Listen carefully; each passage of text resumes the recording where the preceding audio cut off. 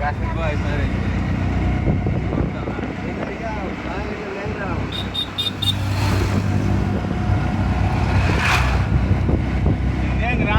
নাম খুঁজে রাখলাম নাম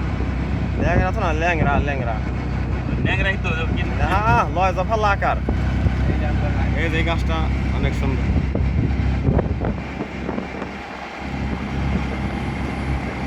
আম বাগান খুব লাভবান ব্যবসা না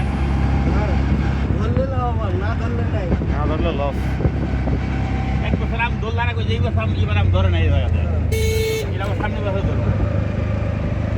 এক আম দোল এক বছর লাগাই বছর ধরে না যেমন এবার এই গাছে অনেক দাম ধরে না আম চাষ করতে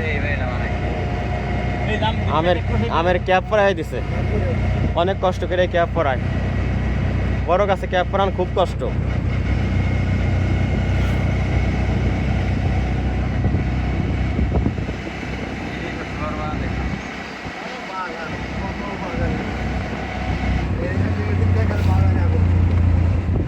এটা আম বাগানের এরিয়া অসংখ্য আম বাগান দেখতে পাচ্ছি ছোট গাছ বড় গাছ আবার একই বাগানে বড় গাছ ছোট গাছ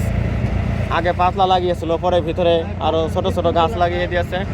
এগুলো শুধু আম গাছ আর আম গাছ মাঠ ভর্তি সারা চক জুড়ে যদি আম বাগান করে তাও লস হবে না আপনি কি আমের জন্য এই উত্তরবঙ্গে আসতে চান তাহলে ভাবছেন অবশ্যই সঠিক সময় কোনটি হ্যাঁ সেটাই বলছি মে মাসের মাঝামাঝি থেকে শুরু হয় আম পাকার সময় এবং চলে একেবারে জুলাই এবং আগস্ট মাসের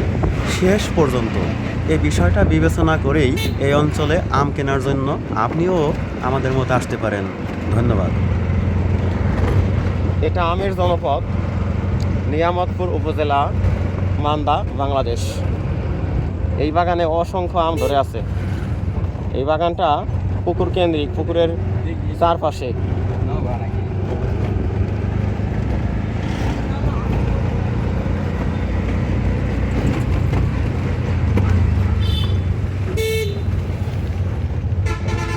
শিবপুর